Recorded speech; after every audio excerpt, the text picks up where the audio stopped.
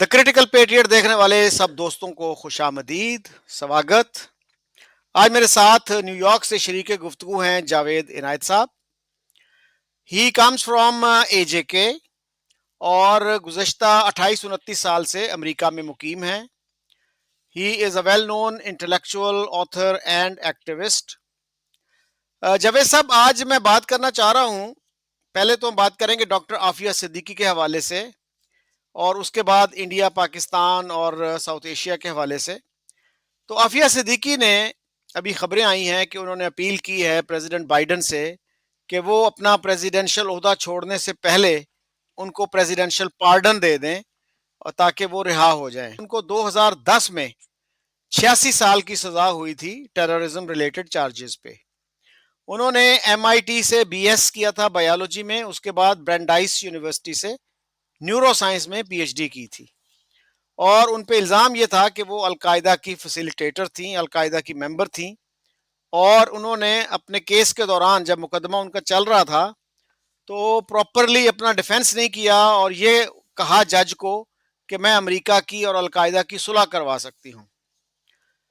तो ये मुझे बताइएगा कि आप कैसे देखते हैं इस केस को, और उसके अलावा भी काफ़ी सारे पाकिस्तानी हैं जो अमेरिका में पकड़े गए, जेल काट रहे हैं। तो क्या पाकिस्तानियों के दिमाग में कोई ख़ास कीड़ा है जो उनको आराम से नहीं रहने देता? आपके इल्म में होगा कि टाइम स्क्वायर बॉमर थे एक, फैसल शहजाद। वो टाइम स्क्वायर में न्यूयॉर्क में धमाका करना चाह रहे थे, लोगों को मारना चाह रहे थे, और वो ऐन उस वक्त पकड़े गए जब वो दुबई जा रहे थे।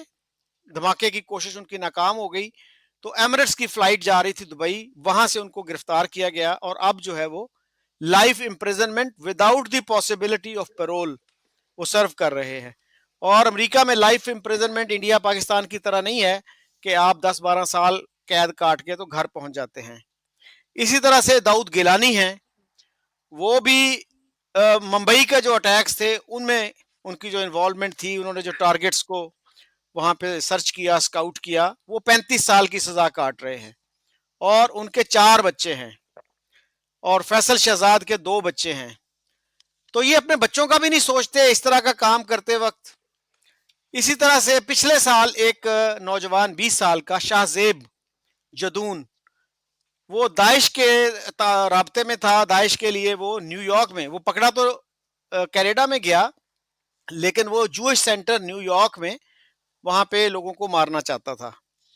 तो ये क्या मसला है ये, मतलब मोरक्को से लेके इंडोनेशिया तक इतने लोग नहीं पकड़े गए किसी भी मुल्क के, किसी भी मुसलमान मुल्क के, जितने पाकिस्तानी अमेरिका में पकड़े गए हैं। और यूके में भी यही सूरत हाल है। जो 7/7 बॉम्बिंग्स थी, उसके डांडे भी पाकिस्तानियों से ही मिलते थे। बहुत शुक्रिया शकील चौधरी साहब।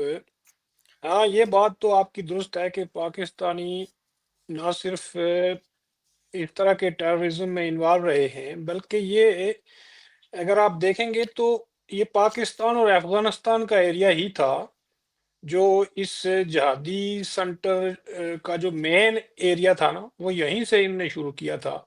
लेकिन ये असल में पहले तो अफगान जहाद जब पाकिस्तान ने शुरू किया अमेरिका से और सऊदीया से मिलकर, वहाँ सोवियत यूनियन के खिलाफ थे, वहाँ असल में इन तमाम जो ग्रोह थे ना, जहादी ग्रोह थे ग्लोबली, उनको मौका मिल गया कि वो यहाँ आकर फ्री जो है वो अपनी ट्रेनिंग करें, और उनके लिए मतलब फैसिलिटेशन के बहुत सारे जो है वो रास्ते खुल गए। तो वो ये जब यहाँ आए तो वहाँ से फिर इन लोगों को रिक्रूट किया गया। पहले इनको बहुत बड़े पैमाने पर फाइनेंशियल सपोर्ट मिली यूनाइटेड स्टेट्स की तरफ से, सऊदी अरब की तरफ से, इजराइल की तरफ से, और पाकिस्तानी रियासत ने इसको फैसिलिटेट किया। और अगर आप उससे पहले भी जाएंगे तो जब ये जो इंटरनेशनली बड़े पैमाने पर जब ये लेफ्ट की या कम्युनिस्ट मूवमेंट्स का जोर ये जो सेकेंड वर्ल्ड वॉर के बाद शुरू हुआ, तो इसको काउंटर करने के लिए यूनाइटेड स्टेट्स और वेस्टर्न जो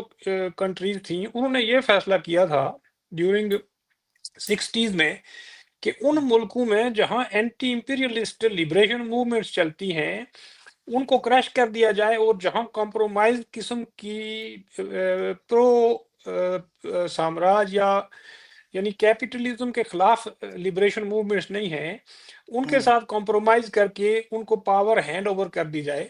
تو हम्म. اسی زمانے میں جن ملکوں میں یہ لبریشن موومنٹ چل رہی تھی ان کے خلاف امریکن سی آئی اے نے یہ انڈونیشیا سے لے کر مصر تک یہ جو انڈونیشیا کی ایک تنظیم تھی ساراکت الاسلام، جس طرح یہ اسلامک अच्छा. برادرہڈ ہے، گلوبل موومنٹس تھی، اس کو باقاعدہ نہ صرف پیٹرونائز کیا گیا بلکہ اس کے پیچھے جو ہے یہ ویسٹرن امپیریلزم کے بھی بڑے انٹرسٹ تھے. اس کی وجہ یہ تھی کہ ایک طرف تو ان کو یہ کہا گیا کہ یہ جو کمیونسٹ ہیں یہ ایتھیسٹ ہیں، اور مجھے یاد ہے کہ جب ہم کالج میں ہوتے تھے تو اس وقت جماعت اسلامی والے ہمیں یہ کہتے تھے کہ ہم سوویت یونین کے خلاف اس لیے لڑ رہے ہیں کہ وہ تو ایتھیسٹ ہیں، وہ تو گاڈ لیس اسٹیٹ ہے. اور امریکہ وہ ایک دفعہ تو ایک بندے نے باقاعدہ ڈالر نکال کر ہمیں دے دیا جس پر لکھا ہوا تھا کہ گاڈ وی ٹرسٹ.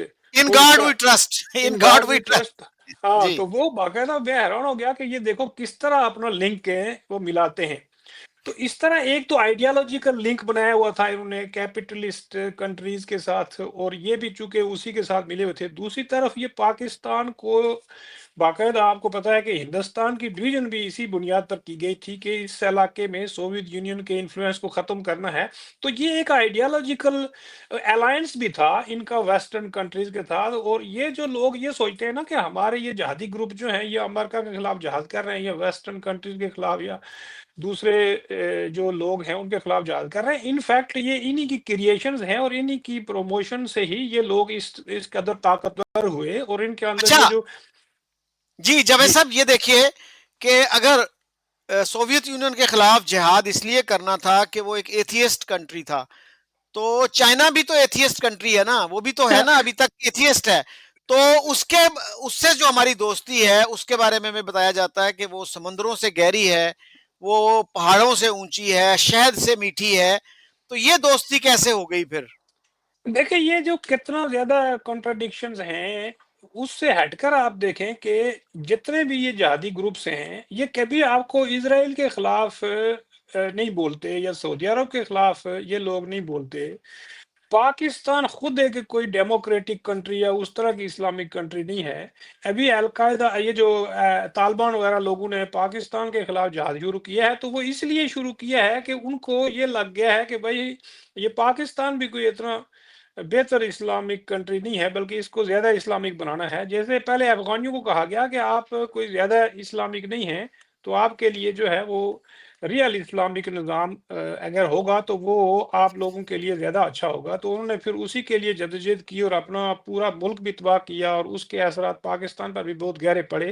تو پاکستان کی جو سٹیٹ ہے بیسیکلی اس کے پیچھے یہ جو آئیڈیالوجیکل بیگیج ہے نا یہ بڑا ڈینجرس بیگیج ہے. چونکہ کوئی بھی نیشن سٹیٹ جو ہے وہ ان چیزوں کی بنیاد پر یا یہ جو فکشنل قسم کی نالج ہوتی ہے ان بنیادوں پر آپ نیشن سٹیٹ بلڈ نہیں کر سکتے ہیں. پاکستان کو آپ دیکھ لیں کہ چائنا جیسی ایتھیسٹ کنٹری کے ساتھ تو شاید جیسی میٹھی دوستی ہے لیکن سوویت یونین کے لیے نہیں ہے. چونکہ اس وقت سوویت یونین کے خلاف چونکہ امریکہ ان کو سپورٹ کر رہا تھا، فائنینس کر رہا تھا، تو یہ سارے گروپ جو ہیں وہ سوویت یونین کے خلاف جہاد کر رہے تھے. لیکن وہی گروپ امریکہ کے خلاف کیسے ٹرن ہو گئے یہ ایک بڑا سوال لوگوں کے ذہنوں میں ہے. اس کی وجہ یہ ہے کہ امریکہ اور دیگر کنٹریوں کے تھرو جب ان کو پیٹرونائز کیا جاتا تھا تو یہ بیسیکلی گلوبل جہادی جو تحریک ہے اس کی اپنی آئیڈیالوجیکل بیس بھی ہے. لیکن یہ امریکہ کے ساتھ اس لیے الائنس میں تھے کہ یہ اس وقت اپنی پاور بڑھا رہے تھے اور یہ سوچتے تھے کہ جب سوویت یونین کو ہم ختم کریں گے تو اس کے بعد ہمارے ساتھ سے امریکہ سپورٹ کرے گا کہ ہم اپنے اپنے ملکوں میں اس طرح کی جو ڈکٹیٹریل قسم کی یا اتھارٹیرین قسم کی گورنمنٹس قائم کریں گے جو اسلامک جس کو یہ اسلامک رول کہتے ہیں یا اسلامک گورنمنٹس کہتے ہیں. تو یہ بیسیکلی اپنے اپنے ملکوں میں جس طرح آپ افغانستان میں دیکھ لیں وہاں کتنا سخت گیر قسم کا انہوں نے ایک پولیٹیکل سسٹم قائم کر لیا ہے.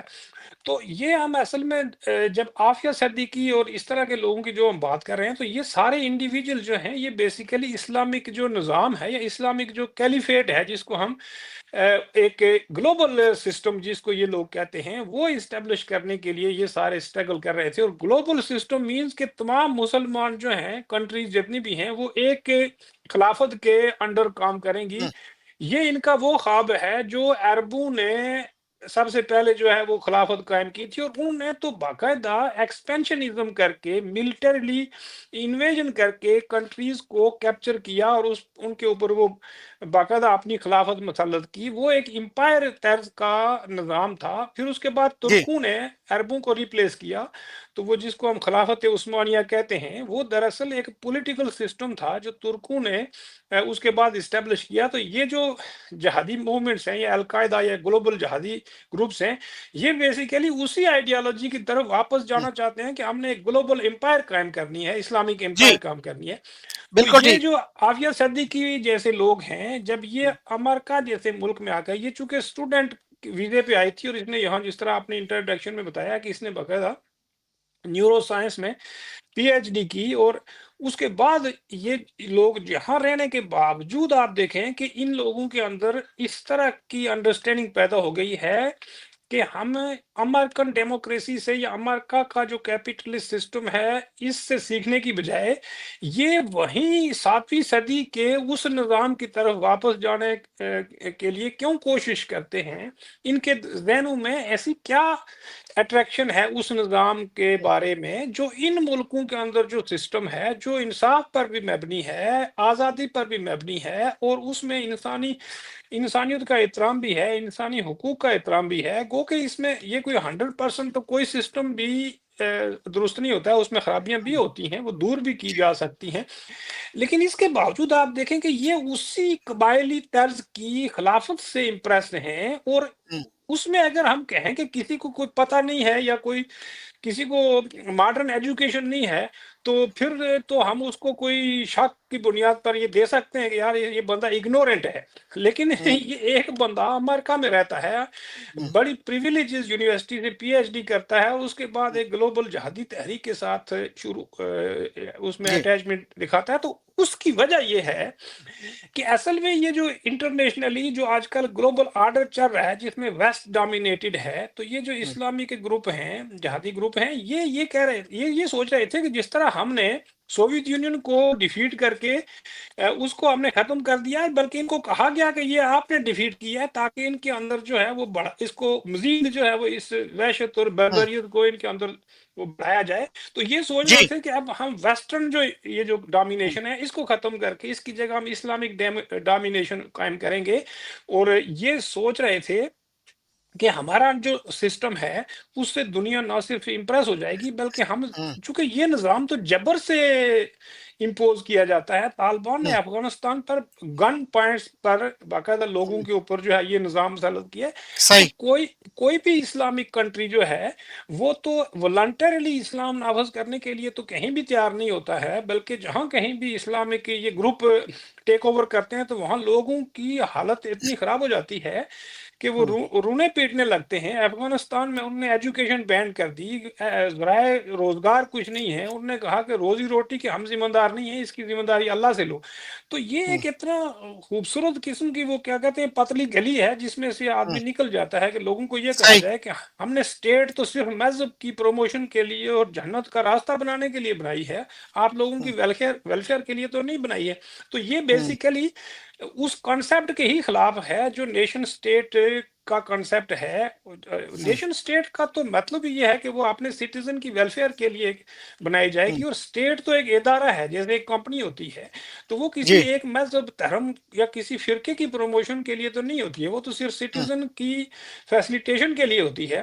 تو ان لوگوں کے دماغوں میں اصل میں پاکستان کے اندر تو چونکہ یہ باقاعدہ انڈکٹرینیشن کی گئی ہے کہ ہوں، ہم جو ہیں وہ اسلام کا قلعہ ہیں اور ہم پوری دنیا میں اسلام کو پروموٹ کر کے اس کو پوری دنیا میں ڈومینیٹ کر دیں گے, کیونکہ ہوں، یہی اللہ کا حکم ہے اور یہی اللہ کا اعلان بھی ہے کہ میں آپ جی لوگ حق پرست ہیں تو حق پرستوں کو پوری دنیا میں ہم اقتدار دیں گے. جی ہاں. یہ اس سوچ کی عکاسی کرتے ہیں. جی आज मैंने जावेद साहब एक पोस्ट लगाई और वो ये थी कि क्या ये कहना दुरुस्त होगा कि 95% पाकिस्तानी डॉक्टर आफिया सिद्दीकी को बिल्कुल बेगुनाह समझते हैं। तो मेरे 3 दोस्तों ने, जिनमें से एक आफाक फारूकी साहब भी हैं, वो पाकिस्तानी जर्नलिस्ट हैं, बड़े अरसे से अमेरिका में रहते हैं और इस केस को अच्छी तरह जानते हैं। तो उन्होंने कहा कि 95% नहीं बल्कि 99% पाकिस्तानी ये समझते हैं कि आफिया सिद्दीकी बिल्कुल बेगुनाह है और बिल्कुल फैक्ट्स जाने बगैर उनका ये अकीदा है। जबकि उनसे अगर आप क्वेश्चन करें तो उनके पास कोई जवाब नहीं होता। मसलन दिसंबर 2002 में आफिया सिद्दीकी अपने तीनों बच्चों को छोड़कर अमेरिका गई और छोटा बेटा उसका उस वक्त सिर्फ 4 माह का था और कहा यह जाता है कि वो अलकायदा के एक मिशन पे वहां गई थी। तो उसकी अपनी लीगल टीम ने यह कहा कि इसको 12 साल तक सजा दी जाए, यानी खुद उन्होंने मान लिया कि उनका केस जो था वो वीक था। और उनके जो मियाँ थे डॉक्टर अमजद, वो खुद बड़े प्रैक्टिसिंग मुस्लिम है, दाढ़ी उन्होंने रखी हुई है। वो उसको एक मुफ्ती के पास भी लेके गए कराची में। मुफ्ती साहब ने भी कहा कि आपके ऊपर जहाद फर्ज नहीं है, आपके छोटे छोटे बच्चे हैं, आपने उनका ख्याल करना है। लेकिन वो जो थी बजिद थी और उन्होंने उस डॉक्टर अमजद से तलाक ले ली और कहा यह जाता है कि खालिद शेख मोहम्मद जो 9/11 अटैक्स के मास्टरमाइंड थे, उनके एक नेफ्यू से उन्होंने शादी कर ली। तो इस इन फैक्ट्स के बावजूद 99% लोग जो हैं वो उनको बेगुनाह समझते हैं। और मेरा ये ख्याल है कि ये जो पाकिस्तानियों में अमेरिका जाके या बरतानिया जाके भी इस तरह के जो ख्यालात आते हैं ना, वो पाकिस्तान का जो इन्वायरमेंट है, इंटेलेक्चुअल इन्वायरमेंट, उसका बड़ा रोल है कि उसमें कंस्पिरेसी थेरीज हमें सिखाई जाती हैं और परसिक्यूशन कॉम्प्लेक्स, जिसको सीज मेंटेलिटी भी कह लीजिए, कि यानी हमें हर तरफ से दुश्मन ने घेरा हुआ है, हमारे साथ हर जगह ज्यादती हो रही है, तो मुसलमान हर हर जगह जो है वो गाजर मूली की तरह काटे जा रहे हैं। ये जो नैरेटिव है, उस नैरेटिव की वजह से मेरे ख्याल में पाकिस्तानी जो हैं वो इस तरह की एक्टिविटीज में इन्वॉल्व होते हैं। अगर हमारे एजुकेशन सिस्टम में, हमारे मुआशरे में क्रिटिकल थिंकिंग स्किल्स पढ़ाई जाती, उनको इनकरेज किया जाता, तो आज हमें इन मसाइल का सामना ना करना पड़ता। और उनमें सबसे बड़ा मसला इस वक्त जो हमें दरपेश है वो पोलियो है, कि बाकी दुनिया से पोलियो जो है वो खत्म हो चुका। इंडिया जैसा बड़ा मुल्क और डाइवर्स मुल्क, उसने कोई 2011 में पोलियो खत्म कर दिया था और हम उससे 6 गुना छोटे मुल्क हैं और हम नहीं उसको खत्म कर सके। तो आप नहीं समझते कि ये जो परसिक्यूशन कॉम्प्लेक्स है हम में, इसने हमें ये दिन दिखाया है। जी हाँ, ये विक्टिमहुड का जो बहुत गहरा जो असर है वो हमारे लोगों पर मौजूद है। उसकी वजह ये है कि हमारे समाजों के अंदर अगर आप देखेंगे तो वहाँ हर बंदा दूसरे को विक्टिमाइज कर रहा होता है, प्रोपेगेंडा कर रहा होता है, ह्यूमिलिएट कर रहा होता है। गवर्नमेंट का जो सिस्टम है वो भी उनको जलील कर रहा होता है और वहाँ किसी भी जगह कोई ऐसा सिस्टम नहीं है जहाँ लोगों को अपने आप को एक्सप्रेस करने की या अपनी बेहतर जिंदगी को बेहतर करने का कोई सोर्स नहीं है, गवर्नमेंटों का कोई सिस्टम नहीं है। तो ये जो हमारे लोग हैं, ये बेचारगी के या आप उसको ये कह सकते हैं कि हेल्पलेसनेस का जो माइंड सेट है इनका, ये बन गया है। और ये सोचते हैं कि जिस तरह हमारे साथ जो कुछ हो रहा है, हमारी जो गवर्नमेंट्स हमारे साथ कर रही हैं, जो स्टेट्स का जो सिस्टम हर जगह है, वो जो कुछ हमारे साथ कर रहा है, ये भी एक कॉन्स्पिरेसी है। और ये सारा कुछ जो है वो बाहर से कराया जा रहा है हमारे ऊपर। अगर जुल्म की हमारी अपनी फौज जुल्म करती है तो ये भी कोई बाहर से अमेरिका की या किसी और कंट्री की ये साजिश है। कोई जिहादी ग्रुप हमारे खिलाफ दहशतगर्दी करता है तो ये भी इंडिया की साजिश हो जाती है या किसी और मुल्क की। तो ये सारा एक, आपको पता है कि नैरेटिव बिल्ड किया जाता है ताकि इन चीजों को अंडरस्टैंड करने के लिए कोई क्रिटिकल थिंकिंग लोगों के अंदर ना पैदा हो। और पाकिस्तान का जो आम बंदा है उसको तो आप रहने दीजिए, जो यूनिवर्सिटियों के पढ़े लिखे लोग हैं उनकी सोच देखकर बंदा हैरत ज़्यादा हो जाता है कि उनकी क्रिटिकल थिंकिंग जो है वो स्कूलों, कॉलेजों और यूनिवर्सिटियों में जाकर बिल्कुल ही खत्म हो जाती है। और वो इस तरह की उनको इंडोक्ट्रिनेशन की जाती है कि वो बिल्कुल ऐसी बातें करते हैं जैसे लगता है कि ये इस दुनिया में रहते ही नहीं है, ये किसी और दुनिया के रहने वाले लोग हैं। इसी तरह अगर आफिया सिद्दीकी को आप देखेंगे तो वो कराची जैसे पाकिस्तान के सबसे बड़े मेट्रोपॉलिटन सिटी में पैदा होती है। वहाँ वो एक कोई इतनी गरीब फैमिली से भी नहीं है, वो हम्म, बाकायदा एक middle class, upper middle class family से ये ताल्लुक रखती हैं। जो बंदा अमेरिका में पढ़ने के लिए आता है वो तो इतना गरीब नहीं हो सकता है या हम्म, उसको समझ तो होती है। تو آپ یہ دیکھیں کہ وہ یہاں آ کر باقاعدہ نہ صرف جہادی گروپوں کے ساتھ انوالو اس کی ہو گئی، بلکہ اس کو ابسیشن ہو گیا کہ ہم جو ہے وہ اس طرح کی دہشت گردی کریں کہ اس کو جب افغانستان میں پولیس آفیسر نے سسپیشن میں گرفتار کیا تھا تو آپ کو یاد ہوگا کہ وہ بیگ لے کے پھرتی تھی، اور اس کو جب وہاں کی دری، وہ جو فارسی زبان ہے اور پشتو زبان اس کو نہیں آئی غزنی میں، گورنر ہاؤس کے سامنے سے اس کو گرفتار کیا گیا تھا، تو اس کے بیگ جب چیک کیے گئے تو اس میں سے کچھ بوتل میں سے وہ کہتے ہیں کہ کیمیکلز ملے تھے۔ یہ تو چیزیں کنفرم کرنی تو بہت مشکل ہیں، لیکن وہ پولیس آفیسر نے یہ کہا تھا، افغان پولیس آفیسر نے، کہ وہ جو ہے وہ اس کے پاس کیمیکلز تھے اور کچھ نوٹس ملے تھے کہ ہم نے اسٹیچو آف لبرٹی کو اڑانا ہے اور کیمیکلز بم بنا کر وہاں بڑے پیمانے پر امریکہ میں لوگوں کو مارنا ہے۔ تو اس طرح کی جو ہے وہ سوچ رکھتی تھی۔ تو پھر اس کو جب ایف بی آئی کے لوگ اور یہاں فوج کے سپاہی بھی ان کے ساتھ تھے، وہ جب اس کو انویسٹیگیشن کرنے کے لیے یا وہ انٹرویو کرنے کے لیے گئے، تو یہ جو ایف بی آئی کے لوگ ہیں، انہوں نے یہ الزام لگایا تھا کہ اس نے باقاعدہ ان پر نہ صرف بندوق تان لی ہوں بلکہ فائر کرنے کی بھی کوشش کی، جس کے نتیجے میں وہ زخمی بھی ہو گئی تھی ایف بی آئی کے ایجنٹ کی فائرنگ سے، اور کافی عرصہ آپ کو پتا ہے کہ وہ وہاں اس کی ٹریٹمنٹ کی گئی، اور اس کے بعد اس کو ہوں 2 سال کے بعد افغانستان کے بڈگرام ایئرپورٹ سے ایئر بیس سے امریکہ شفٹ کیا گیا تھا۔ لیکن یہاں ہوں جب اس کا ٹرائل ہوا تو ٹرائل کے دوران بھی اس نے جو ہے وہ ٹرائل میں کورٹ ٹرائل میں اس نے حصہ ہی نہیں لیا ہے، بلکہ وہ ہوں باہر بیٹھ کر اور اس طرح شور کرتی رہی، کبھی وہ جج کو ابیوز کرتی تھی، تم یہودی ہو، تم زائنسٹ ہو، تم یہ ساری زائنسٹ سازش ہے وغیرہ وغیرہ۔ تو اس کو پہلے تو انہوں نے سوچا، بلکہ وہ بعد میں جب اس کو سزا ہو گئی تو چونکہ اس کو سننے والے لوگ شک کرتے تھے کہ شاید یہ مینٹلی اسٹیبل نہیں ہے، تو ہوں جب اس کو کنوکٹ کیا گیا تو اس کے بعد بھی اس نے یہ بہانہ کر دیا کہ یہ مینٹلی جو ہے وہ اسٹیبل نہیں ہے۔ تو پھر اس کو باقاعدہ کنوکشن اس کی ڈیلے کر کے اس کا سائیکو اینالسٹ اس کو سائیکو اینالائز کیا گیا، سائیکیاٹرسٹ کی ٹیم جو ہے وہ اس کو چیک کرتی رہی کافی عرصے تک، اور بعد میں انہوں نے کہا کہ یہ بالکل یہ جو سمٹم ظاہر کر رہی ہے یہ تو فیک ہے، یہ شی از ہوں فیکنگ ہوں مینٹل جو ہے وہ اپنے آپ کو انسٹیبل شو کرنے کے لیے۔ تو پھر اس کو بعد میں نارمل قرار دے کر اس کو سزا دی گئی تھی 86 ہوں ایئرس۔ تو یہ ایک پورا مائنڈ سیٹ انہوں نے کریٹ کیا ہے گلوبلی، اور آپ کو میں بتاؤں کہ یہ کوئی پاکستانیوں کے اندر ہی یہ بات نہیں ہے، دیگر مسلمان ملکوں کے اندر بھی بڑے پیمانے پر یہ وکٹم ہوڈ کا بہت زیادہ ان کے اندر جو ہے وہ مائنڈ سیٹ گرو کر گیا ہے۔ اس کی وجہ یہ ہے کہ بے شمار ملکوں میں ایک طرف تو ان کی اپنی گورنمنٹس ان کے اوپر بڑا ظلم کرتی ہیں، بروٹلائز کرتی ہیں، پھر یہ فلسطین کے مسئلے کو، کشمیر کے مسئلے کو بھی یہ بڑا ایکسپلائٹ کرتے ہیں، خود تو اس کو کسی طور پر بھی اینالائز نہیں کرتے ہیں کہ جو کاؤنٹر یہ جو کچھ ہو رہا ہے وہ کیا کریں گے۔ اگر فرض کر لیں کہ کل اسرائیل وہاں سے نکل جاتا ہے اور فلسطین کی ریاست بن جاتی ہے، اور وہ ریاست اگر حماس چاہتی ہے، تو آپ دیکھیں کہ وہ کیسی ریاست ہوگی جس کی ایڈمنسٹریشن حماس چلائے گی۔ ظاہر ہے وہ لوگوں کو کون سے حقوق دیں گے، ظاہر ہے وہ تو طالبان جیسی اسٹیٹ ہوگی نا۔ لیکن اس کے باوجود لوگ اسی اسپراب کے پیچھے جو ہے وہ بھاگ رہے ہیں، اس کے لیے مر بھی رہے ہیں، اپنے آپ کو اس کے لیے ڈیڈیکیٹ بھی کیا ہوا ہے۔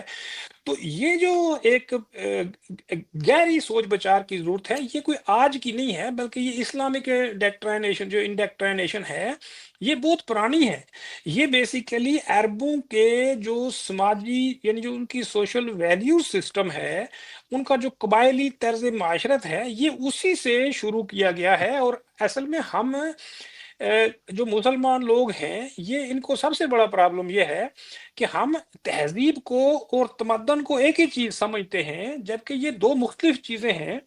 اور اس طرح جب ہمارے ہاں لوگ یہ بھی کہتے رہتے ہیں کہ ہم اسلامک سیولائزیشن کے ریوائول کے لیے کام کر رہے ہیں، تو دیر از نو سچ تھنگ جس کو آپ اسلامک سیولائزیشن کہتے ہیں۔ کوئی مذہب دھرم جو ہے وہ کوئی سیولائزیشن کریٹ نہیں کرتا ہے، بلکہ جتنے بھی مذاہب آئے ہیں یہ کسی سیولائزیشن کے اندر اس کی اپنی کریشن ہوتے ہیں۔ مذہب سیولائزیشن نہیں ہوتا ہے، بلکہ یہ سیولائزیشن کا ایک چھوٹا سا کمپوننٹ ہوتا ہے کسی بھی جگہ جب کوئی مذہب بارن ہوتا ہے یا اس کو وہاں پیدا کیا جاتا ہے تو وہ اس علاقے کے کلچر، زبان، تہذیب اور تہذیبی جو چیزیں ہیں اس کے کمپوننٹس اپنے اندر لیے ہوتا ہے۔ اور ہم جو مسلمان ہیں، جو نان عرب مسلمان ہیں، جو 90% ہیں دنیا میں اور 10% عرب سپیکنگ مسلمز ہیں دنیا میں، تو ہم یہ سوچتے ہیں کہ ہمیں یہ کہا گیا کہ ہمارا طرز زندگی ایسا ہونا چاہیے کہ جیسے 7ویں صدی کے عرب قبائلیوں کا تھا، کیونکہ وہ لوگ نیک تھے اور بڑے وہ سوفسٹیکیٹڈ قسم کے انصاف پسند تھے وغیرہ وغیرہ، تو وہ کنسیپٹ لوگوں کو یہ بتایا جاتا ہے۔ اور اس کی آس کیوں لگائی جاتی ہے؟ کیونکہ آج کی جو سٹیٹس ہیں، ماڈرن جو سٹیٹس ہیں، وہ موجود نہیں ہیں مسلمان ملکوں میں، کہیں ڈکٹیٹرشپس ہیں، کہیں بادشاہتے ہیں، اور بروٹل جو ہے وہ سسٹم قائم کیا گیا ہے، تو لوگ اس لیے پیچھے کی طرف جی جاتے ہیں۔ جی اچھا جاوید صاحب، یہ بھی مسئلہ ہے نا کہ اگر مسلمان کو کوئی نان مسلم مارے تو وہ تو بڑا ایشو بنتا ہے سوائے چائنا کے، لیکن مسلمان کو اگر مسلمان مارے تو وہ مسئلہ نہیں بنتا۔ میں آپ کو اگزامپل دوں گا سوڈان کی، کہ وہاں 2003 میں دارفور کا ایشو شروع ہوا اور وہاں پہ کوئی 3 لاکھ مسلمان مارے گئے 2011 تک، اور یو این اور باقی ادارے اس کو جینوسائیڈ یعنی نسل کشی قرار دیتے ہیں۔ تو اس پہ تو پاکستان میں کوئی کسی کے کان پہ جوں تک نہیں رینگی، میڈیا پہ بھی کبھی ذکر نہیں سنا کہ جی سوڈان میں یہ ظلم ہو رہا ہے۔ تو یہ کیا ڈبل سٹینڈرڈ ہے کہ مسلمان کو مسلمان مارے تو کوئی مسئلہ نہیں ہے؟ مثلا اصل حافظ الاسد نے، جو بشار الاسد کا والد تھا، اس نے ہما شہر کو، وہاں اخوان المسلمین والوں نے بغاوت کی تھی، وہ شہر کا شہر اس نے تباہ کر دیا تھا، کہا جاتا کہ 40,000 لوگ مارے گئے تھے، لیکن پاکستان میں کسی کو پتا بھی نہیں ہے اس کا، میڈیا ذکر نہیں کرتا، انٹلیکچوئل ذکر نہیں کرتے، تو کیسے لوگوں کو پتا چلے گا؟ تو یہ جو سلیکٹو ہے، سلیکٹو آؤٹریج کہہ لیں، سلیکٹو کنڈیمنیشن، اس کی کیا وجہ ہے؟ یہ سوڈان کی آپ نے بات کی ہے، لیکن آپ یہ جو یمن کی آپ بات بھول گئے ہیں۔ یمن میں آپ دیکھیں کہ وہاں تقریباً 1 ملین کے قریب جو ہیں وہ لوگ مر چکے ہیں۔ اس کے پیچھے سعودی عرب کی جو فنڈنگ ہے، اور سعودی عرب کی جو وہ ہے، بلکہ سعودی عرب کی تو ملٹری بھی گئی تھی وہاں لڑنے کے لیے، لیکن وہ جو زیدی تحریک ہے وہاں کی، تو اصل مسئلہ یہ ہے کہ یہ آج کا نہیں ہے۔ اگر آپ بنو امیہ اور بنو عباس کی ابتدائی جنگ دیکھیں گے تو انہوں نے ایک دوسرے کی قبریں اکھاڑ کر، ان کے اپنے بزرگوں کی قبریں اکھاڑ کر، ان کی ہڈیاں جو ہیں وہ درختوں پہ لٹکا کر ان کو آگ لگائی تھی۔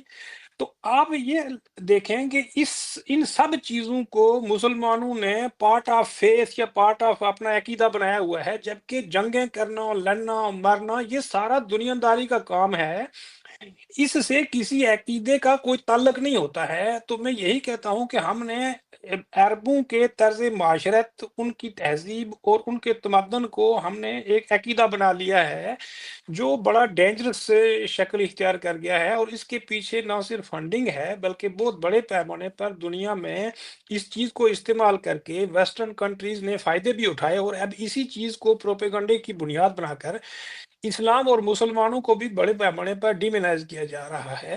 گو کہ اس میں انوالومنٹ تو یہ چھوٹے چھوٹے گروپس ہیں، لیکن یہ بات تو ہمیں ماننی پڑے گی کہ مسلمانوں کی آبادی کا ایک بڑا حصہ اسی چیز کو اسلام سمجھتا ہے۔ جس طرح آپ نے کہا کہ ہندوستان پر جتنے بھی حملے مسلمانوں نے کیے وہ سارے جائز تھے، لیکن جو حملے چنگیز خان اور ہلاکو خان نے مسلمانوں پر کیے بغداد میں اور ادھر کے علاقوں پر، وہ بدترین قسم کی، اس کو ہم آج بھی چنگیزیت کو ہم باقاعدہ وہ بناتے ہیں، مثال بناتے ہیں، ایڈیم بنایا ہوا ہے۔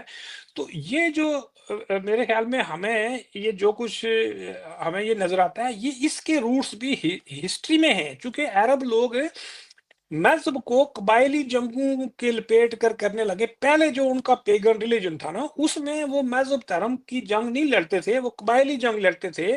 سمجھ لیں کہ اپنے قبائلی جنگوں کو انہوں نے مذہب کے پردے میں پروموٹ کرنا شروع کر دیا، اور وہی بعد میں پھیل کے باقی دنیا کے علاقوں میں بھی لے گئے۔ تو اس لیے ہم یہ کہتے ہیں، ہمارے پاکستانیوں کو میں نے باقاعدہ یہ کہتے ہوئے سنا ہے کہ ہماری زبان جو ہے وہ تو عربی ہونی چاہیے۔ ہمیں اپنی بلکہ ایک محفل میں مجھے ایک آدمی نے کہا، بڑی ان کی داڑھی تھی اور اچھے خاصے عمر کے بندے، مجھے کہنے لگے کہ یہ بات آپ کیوں کہتے ہو کہ لوگوں کو پنجابی بولنی چاہیے؟ یہ پنجابی تو سکھوں اور ہندوؤں کی زبان ہے، ہم تو مسلمان ہیں پنجاب کے لوگ، ہمیں تو عربی بولنی چاہیے۔ تو وہاں 10 بار اور لوگ بھی بیٹھے ہوئے تھے، وہ بڑے حیران ہو گئے، کوئی ان پڑھ آدمی نہیں تھا، پڑھا لکھا آدمی تھا۔ تو میں نے اس کو کہا کہ تہذیب اور کلچر اور زبان تو یہ علاقے کی ہوتی ہے، تو آپ کیسے عربی، آپ کا بچہ کیسے عربی بولے گا؟ آپ کی بیوی تو عربی سپیکنگ نہیں ہے۔ زبان اور تہذیب کو ہم نے بالکل مذاق بنایا ہوا ہے۔ اور یہ میں آپ کو ایک بات اور بتاؤں کہ عرب کے لوگ بھی ہمیں یہ کہتے ہیں، مجھے بہت دفعہ ٹانٹ کیا گیا عربوں کی طرف سے کہ یہ جو آپ کے پاکستانی برادرز ہیں، یہ کہاں سے اسلام سیکھ کے آئے ہیں؟ یہ جن چیزوں کو یہ اسلام سمجھتے ہیں، یہ تو ہم عربوں میں پہلے بھی ایسی چیزیں موجود تھیں، تو ہم تو ان چیزوں کو پارٹ آف کلچر سمجھتے ہیں، آپ کیسے ان کو اسلامک پوائنٹ آف وہ بناتے ہیں، پارٹ آف اسلام بناتے ہیں؟ تو ہم یہ کہتے ہیں کہ ان کے لیے تو ضروری ہے، جس طرح ہندو دھرم جو ہے وہ ہندوستان کے اندر کریٹ ہوئی ہے، وہ اپنے کلچر، اپنی زبان، اپنی تہذیب کے جتنے بھی کمپوننٹس ہیں وہ اپنے اندر لیے ہوتا ہے یا ان جی کے اندر مکس اپ ہوتا ہے۔ تو جب کوئی مذہب دھرم کسی دوسرے علاقے میں چلا جاتا ہے تو وہ دوسری تہذیب، ثقافت، زبان کے اندر جب ٹرانسلیٹ ہوتا ہے تو اس کے کمپوننٹ اپنے اندر لے لیتا ہے، جس کو یہ کفر کہتے ہیں، اور اس کو کہتے ہیں کہ یہ ان پیور ہو گیا ہے، یہ جی ایجمی ریلیجن ہو گیا ہے۔ تو ایک طرف تو ہم عربوں کے ریسزم کو پروموٹ کرتے ہیں، اور یہاں ہمارے ہاں آبادی کا ایک بہت بڑا حصہ عرب کنورٹ ہو گیا ہے۔ جیسے آپ کو پتا ہے کہ ہمارے ہاں لوگ مسلمان بننے سے زیادہ عرب بننے میں دلچسپی رکھتے ہیں، تو یہ بھی ایک بہت بڑا ہمارے ہاں جی سماج کے اندر پرابلم پیدا ہو گیا ہے کہ اس کو بھی بالکل صحیح۔ کاؤنٹر کرنے کے لیے لوگوں کے اندر کوئی وہ سوچ نہیں پیدا ہوئی۔ جی آپ نے جاوید صاحب عربی کی بات کی تو آپ حیران ہوں گے کہ آغا خان، جن کو بہت سارے مسلمان ہی نہیں سمجھتے، انہوں نے بھی کہا تھا پاکستان بننے کے بعد کہ پاکستان کی زبان عربی ہونی چاہیے۔ مطلب اتنا ایکسپوجر والا بندہ، کاسموپولیٹن آدمی جس نے ساری دنیا دیکھی ہوئی تھی، وہ بھی ایسی بات کر رہا تھا، پتہ نہیں was playing to the gallery. اور پھر ہم نے بنگالی زبان کے خلاف جو ایٹیٹیوڈ اختیار کیا، اس کی ایک وجہ یہ تھی کہ اردو ایک اسلامک لینگویج سمجھی گئی، اور بنگالی کو کہا گیا کہ یہ تو کافروں کی زبان ہے، بیسیکلی ہندوؤں کی زبان ہے۔ تو اس طرح کے جو رویے تھے، اور اس کی وجہ سے پھر آپ کو پتا الٹیمیٹلی بنگلہ دیش بن گیا اور پاکستان دو لخت ہو گیا، دو حصے ہو گیا۔ اچھا، ہم بات کرنا چاہ رہے ہیں بریفلی انڈیا پاکستان کی، اس خطے کے مستقبل کی۔ تو اس کے مستقبل کو کیسے بہتر بنایا جا سکتا ہے؟ کوئی آئیڈیاز ہیں آپ کے پاس؟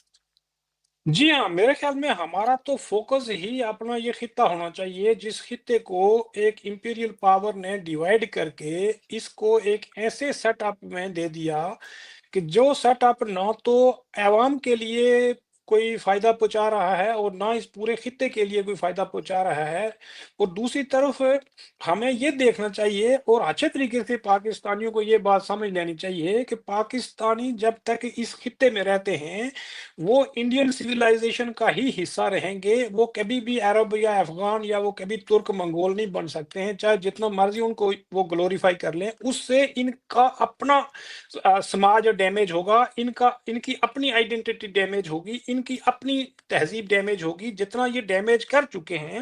یہ بھی ایک ایسے لیول پہ لے آئے ہیں کہ جہاں سے ان کو ریپیئر ہونا ان کے لیے مشکل ہو جائے گا، چونکہ آپ یاد رکھیں آپ دو چیزوں کو کبھی بھی آپ بنا نہیں سکتے ہیں، یعنی آپ کسی تہذیب کو مصنوعی طور پر کریٹ نہیں کر سکتے ہیں۔ تہذیب انسان کو ورثے میں ملتی ہے، اسی طرح زبان آپ کسی دوسرے کی لرن تو کر سکتے ہیں، لیکن آپ کسی نئی زبان کو اپنے خطے میں اڈاپٹ نہیں کر سکتے، جس طرح پاکستانی کرنے کی کوشش کر رہے ہیں کہ وہ کسی دوسرے خطے کی اردو زبان کو اپنے پورے پاکستان کی زبان بنا رہے ہیں، جو پاسبل ہی نہیں ہے۔ جس طرح میں نے کہا ہے کہ اس پر تو ڈیٹیل گفتگو کی ضرورت ہو جائے گی، چونکہ اس پر سائیکالوجسٹوں نے بھی بہت اور لنگوسٹک کے ماہرین نے بھی بہت بڑی ریسرچ کر کے آج کل اس چیز کو ایکسپوز بھی کر دیا ہے کہ ہمیں یہ سمجھنا چاہیے کہ جس تہذیب کا ہم حصہ ہیں یہ ہماری علاقائی تہذیب ہے۔ تہذیب زبان کلچر کی طرح علاقائی ہوتی ہے، اس کا کسی مذہب دھرم سے کوئی تعلق نہیں ہوتا ہے۔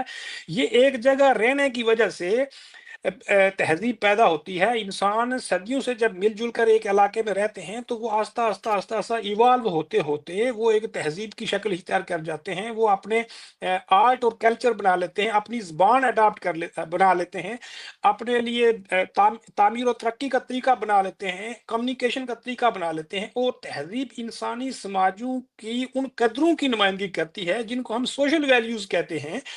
تمدن جو ہے وہ آپ اپنا بھی کریٹ کر سکتے ہیں مصنوعی, اور آپ کسی دوسرے سے بھی تمدن لے سکتے ہیں. مثلا ہم پہلے بیل گاڑیوں پہ چلتے تھے, گھوڑوں پہ چلتے تھے, تو اب گاڑیاں آ گئی ہیں, ریلوے آ گئی ہے, ہوائی جہاز پہ ہم سفر کرنے لگے ہیں. تو یہ تمدن کی ترقی ہے, یہ آپ دوسرے انسانوں سے لے سکتے ہیں اور اپنے لیے نیا تمدن بھی کریٹ کر سکتے. لیکن تہذیب جس میں ہم پیدا ہو گئے ہیں, جو ہم زبان بولتے ہیں, جس کلچر جس ثقافت میں ہم پیدا ہو گئے ہیں, اسی کے تحت ہماری سوشل ویلیوز ڈیولپ ہو گئی ہیں.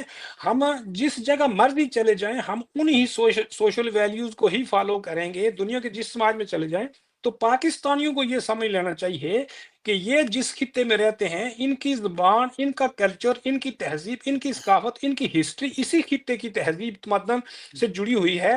یہ جتنا مرضی اس کو مذہبی تہذیب بنانے کی کوشش, مذہب کی کوئی تہذیب ہوتی نہیں ہے. مذہب خود کسی تہذیب کا حصہ ہوتا ہے, لیکن کسی مذہب کے عقائد قبول کر لینے سے آپ پر یہ لازم نہیں آتا کہ آپ اپنی تہذیب یا اپنی زبان یا اپنا کلچر یا اپنی پہچان ختم کر دیں. یہ کسی مذہب کی ریکوائرمنٹ نہیں ہے.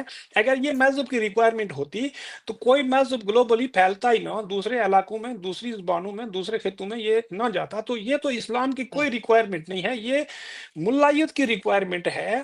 یہ ایک طبقے کی ریکوائرمنٹ ہے جو لوگوں کو ذہنی طور پر کنٹرول کرنا چاہتا ہے. تو ہمیں یہ چاہیے کہ ہم جتنا مرضی ہندوؤں سے نفرت کریں, جتنا مرضی ہندو تہذیب کرتے رہیں, یہ ہماری ہی تہذیب ہے.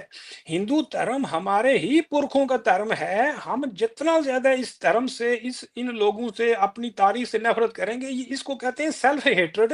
تو جب ہم سیلف ہیٹرڈ کا شکار ہو جائیں گے, تو ہم نے دیکھا ہے کہ ایک ٹرینڈ پیدا ہو گیا ہے کہ اپنے آپ کو ہندوؤں سے الگ کرنے کے لیے ہم سید بن جاتے ہیں, منگول بن جاتے ہیں, ایرانی بن جاتے ہیں, تورانی بن جاتے ہیں. تو یہ ایک بہت ہی ڈینجرس قسم کا ٹرینڈ پاکستانی عوام کے اندر پیدا ہو گیا ہے, جس کے خاتمے کے لیے ضروری ہے کہ جو لوکل تہذیب ہے اس کو اپنایا جائے, جو لوکل ہسٹری ہے اس کو اپنایا جائے, جو لوکل زبانیں ہیں ان کو اپنایا جائے. اردو بہت ہی خوبصورت زبان ہے, ہم سب اس کو پسند کرتے ہیں, لیکن یہ ہندوستانی زبان ہے, یہ یو پی, بہار, مدھیہ پردیش کی زبان ہے, یہ پنجاب کی زبان نہیں ہے, یہ سندھ کی زبان نہیں ہے, بلوچستان کی زبان نہیں ہے. تو اس کو ہم اپنے ساتھ اگر رکھنا بھی چاہتے ہیں تو اس کا جو درجہ ہے اس کو وہی دینا چاہیے. ہمیں اپنی زبانوں کو, اپنی تہذیبوں کو, اپنے تمدن کو چھوڑ کر جب بھی ہم کسی نئی مصنوعی تہذیب کو کریٹ کرنے کی کوشش کریں گے تو ہم ناکام ہو جائیں گے اور ہم مٹ جائیں گے. اسی طرح جی مارکس نے بھی یہ کہا ہے کہ اگر کوئی ملک یا کوئی علاقہ یا کوئی خطہ وہ اپنے پرانے قدیم معاشروں کو مسمار کر کے, ختم کر کے, وہ اگر نئے بورجوا معاشرے میں یا سرمایہ دارانہ نظام میں نہیں آتا تو وہ پیرش ہو جائے گا. وہ کسی دوسری قوم, کسی دوسرے سماج کے, کسی دوسری تہذیب میں ضم ہو جائے گا, وہ اپنی شناخت مٹا دے گا.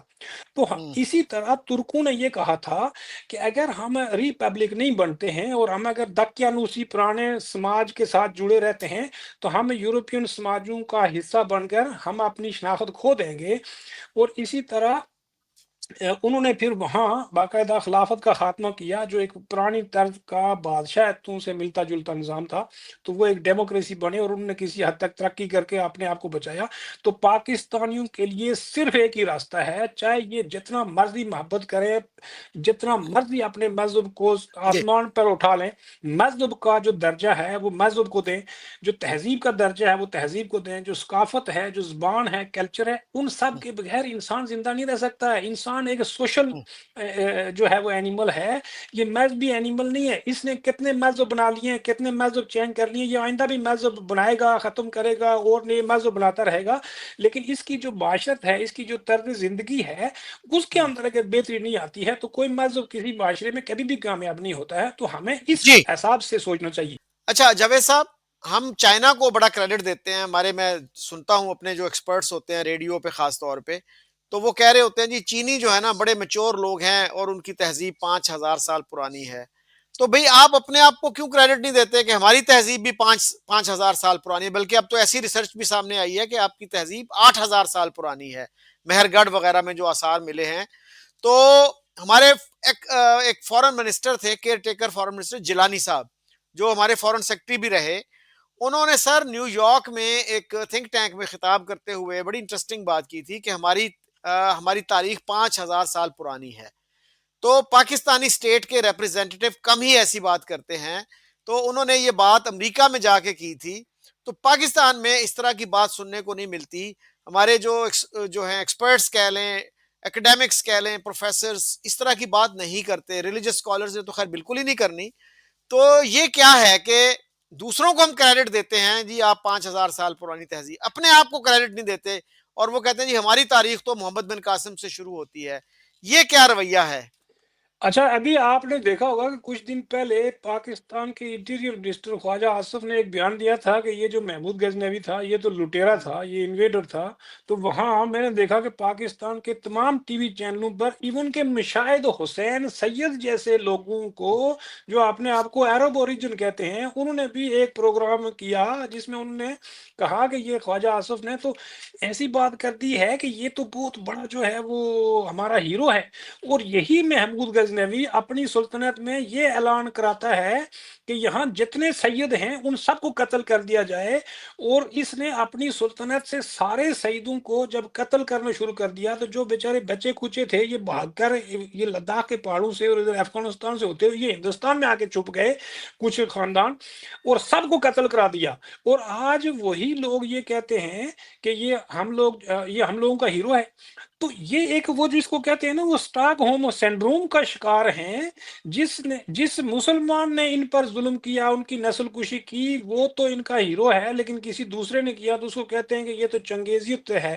تو میں یہ کہنا چاہ رہا ہوں کہ اگر ہم پاکستان کے لوگوں کو یہ رویہ بن چکا ہے کہ ہم کسی ظالم لٹیرے قاتل بدماش زانی بندے کو اپنا مذہبی ہیرو قرار دیتے ہیں، جس طرح پاکستانی ریاست نے بھی ان بد اخلاق لوگوں کو، بد کردار لوگوں کو اپنا ہیرو بنا کر ان کے میزائل کے نام بھی رکھے ہوئے ہیں. تو آپ کے اپنے سماج کے اندر اپنے اخلاقی پیرامیٹرز تو دیکھیں، آپ کا سماج کیوں گر گیا ہے؟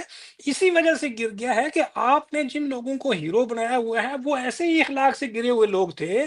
وہ قتل کرتے تھے، زنا کرتے تھے، چوریاں کرتے تھے، ڈاکے مارتے تھے، دوسرے ملکوں کو لوٹتے تھے. یہ کسی بھی عقیدے میں یہ بات جائز ہو ہی نہیں سکتی ہے. مولویوں نے باقاعدہ خواجہ آصف کے خلاف باقاعدہ پوڈ کاسٹ کیے اور اس میں اس کو جسٹیفائی کرنے کی کوشش کی کہ یہ تو اسلام پھیلانے کے لیے ہندوستان میں آتا تھا. تو یہ جن لوگوں کا مائنڈ سیٹ ہوگا وہ لوگ دوسرے لوگوں کے ساتھ کیسے چلیں گے کہ جو اپنے دادیوں کو ریپ کرنے والے کو ہیرو کہتے ہیں. یہی علاقے تھے جہاں محمود غزنوی نے سب سے زیادہ قتل و غارت گری کی، ملتان سے لے کر یہ لاہور تک ہے، آگے تو وہ نہیں گیا. تو اس جی علاقے میں تو اس وقت مسلمانوں کی حکومت تھی. ملتان کا وہ جو ملک حکمران تھا اس کو تو اس نے باقاعدہ وہاں لوگوں کو حکم دیا کہ آپ جتنے شیعہ مسلمان ہیں وہ بھی سنی ہو جاؤ. تو میں یہ کہنا چاہ رہا ہوں کہ ہم اپنی تہذیب سے نفرت کر کے اگر یہ سمجھتے ہیں کہ ہم کوئی اسلامک تہذیب کو پروموٹ کر رہے ہیں، تو اسلام کی کوئی تہذیب نہیں ہے. یہ صرف اور صرف عربوں کی تہذیب ہے. عربوں کا طرز معاشرت آپ پنجاب میں رہ کے، سندھ میں رہ کے نہیں اختیار کر سکتے ہیں. وہ ڈیزرٹ کا کلچر ہے، ڈیزرٹ کی تہذیب ہے. آپ لش گرین ایریے کے لوگ ہیں. آپ کا رہن سہن، کھان پان، طرز زندگی ٹوٹلی ڈیفرنٹ ہے. آپ کی سوچ، آپ کی سوشل ویلیوز عربوں سے نہیں ملتی ہیں. آپ کا مذہب جو ہے وہ تو افریقہ کے سینیگال کے بندے سے بھی ملتا ہے اور البانیہ کے مسلمان سے بھی آپ کا مذہبی عقیدہ ملتا ہے. آپ اس کو کیوں اسلامک تہذیب کہتے ہیں جو صرف عربوں سے آئے، جبکہ عرب بھی اس چیز کو قبول کرنے کے لیے تیار نہیں ہے کہ اسلام جو ہے وہ کوئی تہذیب ہے. وہ تو اپنی تہذیب کو عرب تہذیب کہتے ہیں. تو بالکل میرا سی. خیال ہے کہ ہمیں اس سینڈروم سے باہر نکلنا چاہیے کہ ہم لوگ جو ہیں وہ ہندوؤں سے نفرت کر کے، ہندوؤں کو نیچا دکھانے کے لیے خود بھی اتنے نیچے گر جائیں کہ ہماری پہچان ہی ختم ہو جائے اور ہم کسی دوسری قوم کو وہ اپنا دوسری قوم کے ساتھ اپنی شناخت بنانا شروع کر دیں. یہ کوئی نہیں قبول کرے گا. بالکل جی جاوید صاحب، مجھے بھی حیرت ہوئی تھی کہ مشاہد حسین یہ بات کر رہے ہیں اور انہوں نے کہا کہ جی دیکھیں ہمارے تو میزائلوں کے نام ان پہ ہیں، غزنوی کے نام پہ ہیں.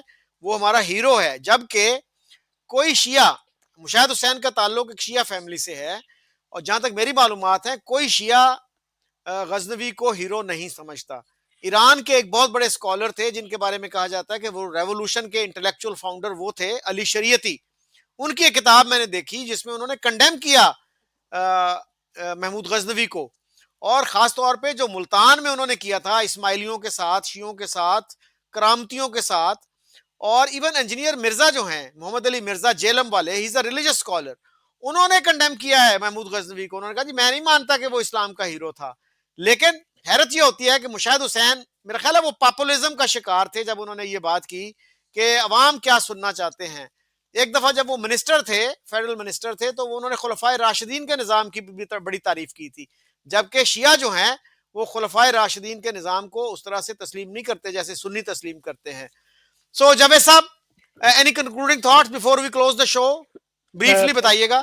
بس میں یہی کہنا چاہ رہا ہوں کہ ہمیں دنیا کے جتنے بھی ملک ہیں، جتنی بھی تہذیبیں ہیں، ان نے اگر ترقی کی ہے تو اپنے ہی خطے میں اپنے ہی سوشل ویلیوز کو، کلچر کو، زبان کو، تہذیب کو لے کر انہوں نے ترقی کی ہے. ہم اگر اپنی تہذیب، اپنی ثقافت اور اپنی شناخت کو ڈمپ کر کے اگر پاکستان کی نیشن سٹیٹ بلڈنگ کرنا چاہتے ہیں تو یہ آپ یہی آج ہی سمجھ لیں کہ یہ نیشن سٹیٹ کبھی نہیں بن سکتی ہے، یہ فیل سٹیٹ ہو جائے گی، بلکہ ہو چکی ہے. اور اس کو مزید فیل کرنا ہے، اس کو مزید ختم کرنا ہے تو اسی ڈگر پہ چلتے رہیں. اگر اس کو ایک ریجنل انٹیٹی بنانا ہے، ہندوستان پاکستان کے بیچ میں دوستی کرنی ہے، یہ ویسے بھی ٹو نیشن تھیوری بھی فیل ہو چکی ہے، اور یہ جو پارٹیشن ہے یہ بھی فیل ہو چکی ہے. ہندوستان پاکستان کی کوئی دشمنی نہیں ہے، یہ ٹوٹلی فیک دشمنی ہے. یہ کلونیل اس کے اثرات ہیں. ڈی کالونائزیشن ہونی چاہیے، اور ڈی کالونائزیشن کرنے کا طریقہ یہ ہے کہ یہ بارڈر ختم کیا جائے، وہی پلورلسٹک جو ہمارا پرانا جو سسٹم ہے اس کو بحال کیا جائے. یہاں ہندو ہیں، مسلمان وہاں جائیں، پلگریمیج سے ہماری جگہ ہیں ایک دوسرے کے ساتھ.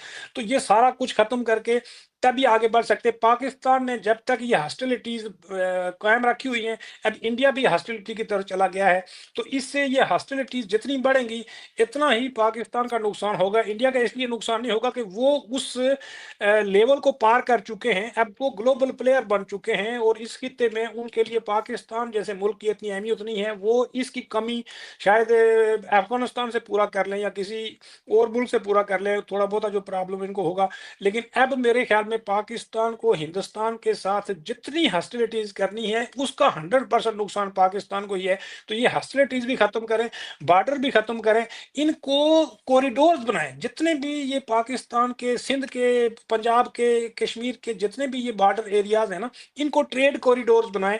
ان کو ہاسٹیلٹی ختم کر کے یہاں اپنی اپنی فوجیں بھی کم کر دیں، اور یہاں رینجر طرز کے وہ ٹروپس رکھیں جو سمگلنگ روکیں.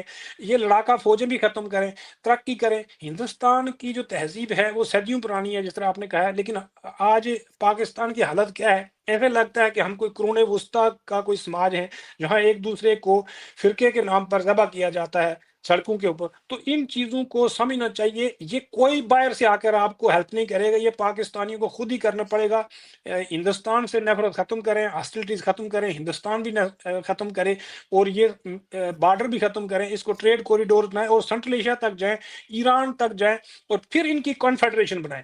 ہم تو یہ کہتے ہیں کہ ہندوستان پاکستان کی کنفیڈریشن بنے. یہ جو جموں کشمیر کا مسئلہ ہے اس کو کنڈومینیم بنا لیں تو ان کا جھگڑا ہی ختم ہو جائے گا. پھر پورے ساؤتھ ایشیا کی وہ یونین بن جائے گی، پھر ایشیا کی یونین بن جائے گی. اب دنیا جو ہے وہ علیحدگی کی طرف نہیں جا رہی ہے، بلکہ دنیا ایک گلوبل وہ جو گروپ ہیں، جس طرح یورپین یونین بنی ہے، افریقن یونین بنی ہے، تو یہ دنیا قریب آ رہی ہے. پھر چائنا کا بھی رول ہمیں اچھے طریقے سے دیکھ لینا چاہیے کہ اس خطے میں چائنا کا کیا رول ہے. چائنا کو ہم جتنا مرضی گلوریفائی کریں، لیکن چائنیز اپنی تہذیب کو کسی صورت جو ہے وہ چھوڑنے کے لیے تیار نہیں ہے. تو چائنا کا رول بھی ہمارے خطے میں ابھی تک اس طرح کا پازیٹیو رول نہیں ہے. ہندوستان چائنا کو بھی ہاسٹیلٹیز ختم کر کے دوستی کرنی چاہیے، اور اس پورے خطے کو جنگ سے اور یہ جو امپیریل جو گیم ہے، گریٹ گیم ہے، اس سے بھی باہر نکالنا چاہیے تاکہ ہمارے لوگ بھی سکھ کا سانس لے سکیں. صاحب آپ نے جو بات کی نا بارڈر ختم کرنے کی، تو اس پہ بہت سارے پاکستانی یہ کہیں گے کہ جی آپ کی سکیم تو اکھنڈ بھارت کی سکیم ہے،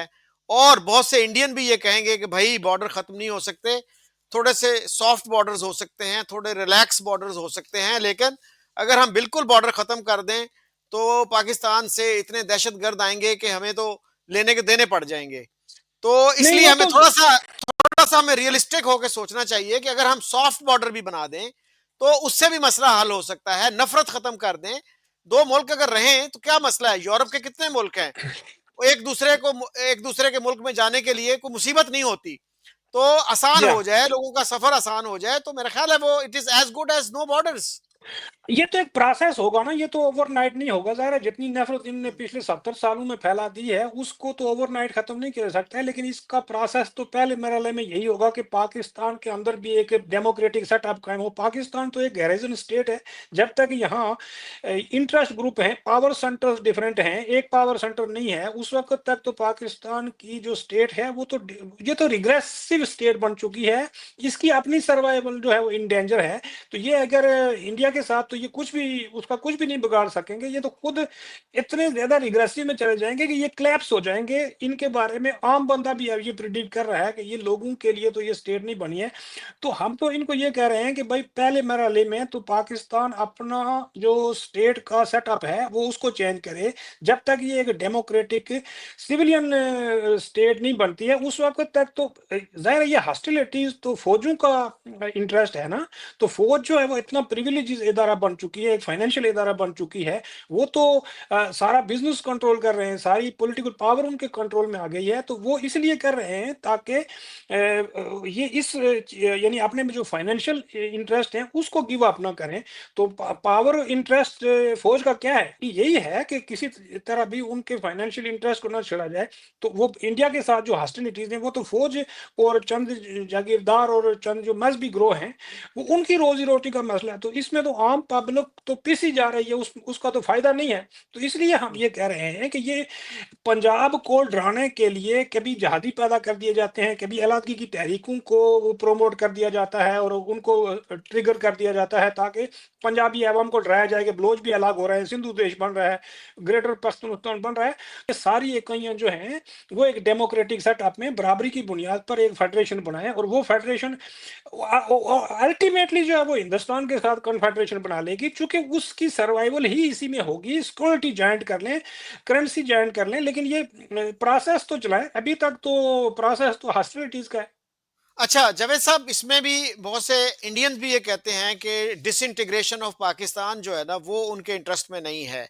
वो भी चाहते हैं कि पाकिस्तान जो है, बहुत सारे कम से कम इंडिया में जो लोग हैं, कि पाकिस्तान एक खुशहाल मुल्क हो, एक मजबूत मुल्क हो, लेकिन हमारे साथ दोस्ती हो। जिसकी नेहरू ने भी यही कहा था कि हम नहीं चाहते कि पाकिस्तान हमें ज्वाइन कर ले या हमें मर्ज हो जाए। तो बहरहाल आपने अपने ख्यालात का इजहार किया, और मैं चाहता हूं कि अगर कोई दोस्त अपोजिंग व्यू देना चाहे तो ही और she is welcome. So thank you very much Javed साहब। थैंक यू, बहुत शुक्रिया, थैंक यू सो मच।